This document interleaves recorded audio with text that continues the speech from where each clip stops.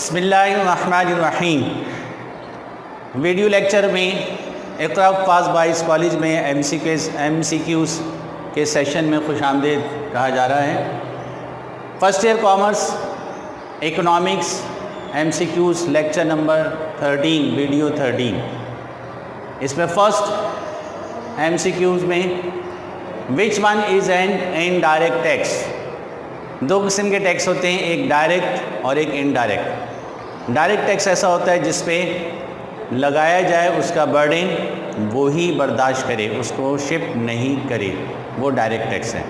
जबकि indirect tax वो tax है जिसमें टैक्स जिस पर लगाया जाए वो उसको शिफ्ट कर दे किसी दूसरे पर, तो वो इनडायरेक्ट टैक्स होते हैं। मसलन sales tax, octroi, custom duty, ये सारे इनडायरेक्ट टैक्सेस हैं जो प्राइस में शामिल करके प्रोड्यूसर पेमेंट करता है गवर्नमेंट को, लेकिन इसको प्राइस में शामिल करके पब्लिक से ले लेता है, तो ये इनडायरेक्ट टैक्सेस होते हैं। तो which one is an indirect tax. Income tax direct है, एक्साइज ड्यूटी जो है ये इनडायरेक्ट है।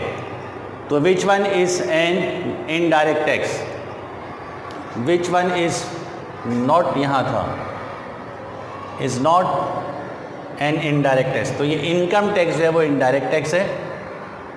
इनकम टैक्स जो है डायरेक्ट है, ये इनडायरेक्ट नहीं है। बाकी सब एक्साइज ड्यूटी इनडायरेक्ट है, जनरल सेल्स टैक्स इनडायरेक्ट है, कस्टम ड्यूटी, ये तीनों टैक्स प्राइस में शामिल करके जो है वो कंज्यूमर से ले लिया जाता है, जबकि इनकम टैक्स जिस पे लगता है वही देता है। तो which one is not is an indirect tax. तो इनकम टैक्स जो है वो ये इनडायरेक्ट टैक्स नहीं है, ये डायरेक्ट है, बाकी सब इनडायरेक्ट है। NNP net national product, NNP is equal to GNP minus allowance for depreciation, ये हम पढ़ चुके हैं। तो इसमें अलाउंस फॉर डेप्रिसिएशन ये जवाब सही है, माइनस अलाउंस फॉर डेप्रिसिएशन,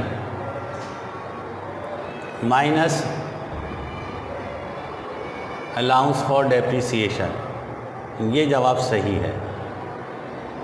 फिर next, higher the income higher the rate of tax is जैसे जैसे इनकम बढ़ती चली जाए रेट ऑफ टैक्स भी बढ़ता चला जाए, 5%, 10%, 15%, 20%, 25, 30, 40, 50, 60, 80 तक, और बाज़े वक्त जो 100 तक भी पहुंच जाए, तो ऐसा टैक्स जो है वो क्या कहलाता है, ऐसा टैक्स जो है प्रोग्रेसिव टैक्स कहलाता है। मुसलसल उसमें प्रोग्रेस होती रहती है, बढ़ता रहता है। डिग्रेसिव नहीं है, रिग्रेसिव नहीं है, प्रोपोर्शनल टैक्स नहीं। प्रोपोर्शनल तो सारा साल हर किस्म के इनकम पे सेम देता है। Disposable personal income is equal to NI minus direct tax, minus direct tax. तो ये जवाब सही है, minus direct tax. Disposable personal income is equal to national income minus direct tax, ये जवाब सही है। इनडायरेक्ट टैक्स नहीं है, प्लस डायरेक्ट टैक्स नहीं है, माइनस इनडायरेक्ट टैक्स है, प्लस इनडायरेक्ट टैक्स नहीं है, माइनस इनडायरेक्ट तो है ही नहीं।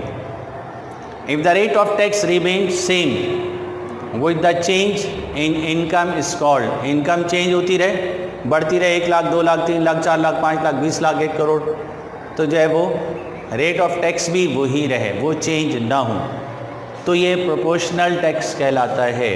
Proportional tax never be change, rate of tax वही रहता है। प्रोग्रेसिव में हमने देखा बढ़ता है, रिग्रेसिव में कम, रिग्रेसिव में जब कम होता है। खैर, number 6, production method of measuring national income is also known as value added method कहलाता है। Value added method, factor payment नहीं, एक्सपेंडिचर मेथड नहीं, नॉन ऑफ दिस नहीं, वैल्यू एडिड मेथड इसका दूसरा नाम है। The revenue which is manage through various taxes, taxes लगाकर जो आमदनी कलेक्ट की जाती है वो टैक्स रेवेन्यू कहलाती है। कमर्शियल नहीं, नॉन टैक्स रेवेन्यू नहीं, टैक्स रेवेन्यू, ये जवाब इसका सही है।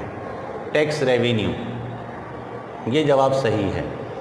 फिर next, income method of measuring national income also called factor payment method, ये जवाब सही है।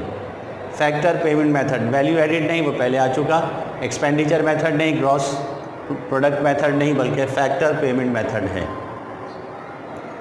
If a tax can be pass from one person to another is called, एक से दूसरे में, दूसरे से तीसरे में मुंतकिल हो जाए, वैसे तो एक से दूसरे में ही होता है, तो ये शिफ्टिंग कहलाता है, shifting of tax. Indirect tax जो है वो ऐसे ही है, शिफ्टिंग ऑफ टैक्स है। एक पर्सन पे लगा, फैक्ट्री ओनर पे लगा, उसने जो है वो कंज्यूमर पे ट्रांसफ़र कर दिया, ये तो एक से दूसरे में shifting of tax. The average national income is called, average rent जो है वो पर कैपिटल इनकम कहलाती है। पर कैपिटल इनकम रियल इनकम नहीं है, पर कैपिटल इनकम इसका जवाब है। और पर कैपिटल इनकम कैसे आती है, इसका formula national income divide by number of population, जितनी मुल्क में आबादी है उससे डिवाइड करके आती है। नेशनल इनकम को पॉपुलेशन से डिवाइड करके पर कैपिटल इनकम आती है, जिसको एवरेज कैपिटल भी कहते हैं, एवरेज कैपिटल इनकम या एवरेज नेशनल इनकम।